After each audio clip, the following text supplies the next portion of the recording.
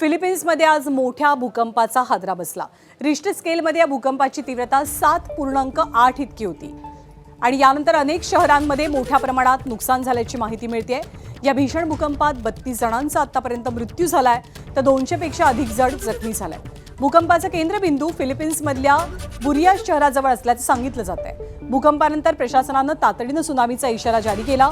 किनारपट्टी भागातल्या नागरिकांना सुरक्षित स्थळी हलवण्याचं काम युद्ध पातळीवरती सुरू झालंय। समुद्राच्या पाण्याच्या पातळीत अचानक बदल होण्याची शक्यता विचारात घेऊन सतर्कतेचा इशारा सुद्धा दिला गेलाय आणि हा धोक्याचा इशारा केवळ फिलिपिन्सपुरता मर्यादित नाहीये तर इंडोनेशिया आणि जपानमधल्या काही किनारी भागांना सुद्धा सुनामीचा धोका संभवू शकतो।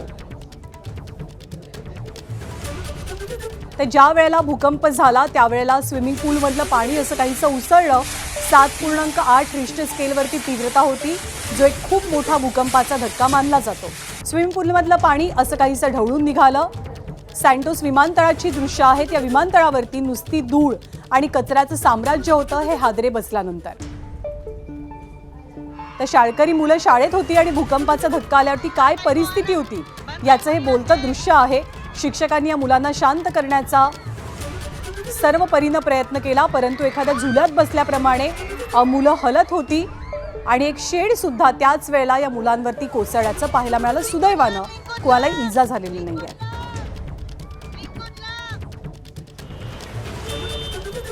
आणि इंडोनेशियामधल्या उत्तर गोरलँडोमधील इमाना गावाला समुद्राच्या लाटांनी जोरदार धडक दिली।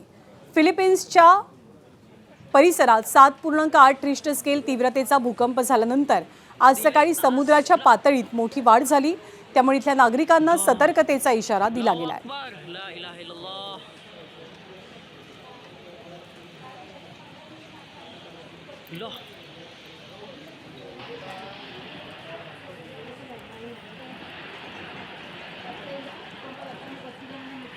तर एकीकडे इंडोनेशियामध्ये हे चित्र आहे तर दुसरीकडे म्यानमारमध्ये धुवाधार पाऊस बरसलेला आहे आणि म्यानमारमध्ये एक प्रकारे पूरसदृश परिस्थिती पाहायला मिळते।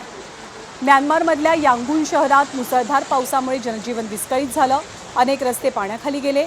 सखल भागांमध्ये नागरिकांच्या घरात पाणी शिरलं तर आपत्ती व्यवस्थापनाकडनं सध्या मदत कार्य सुरू झालंय।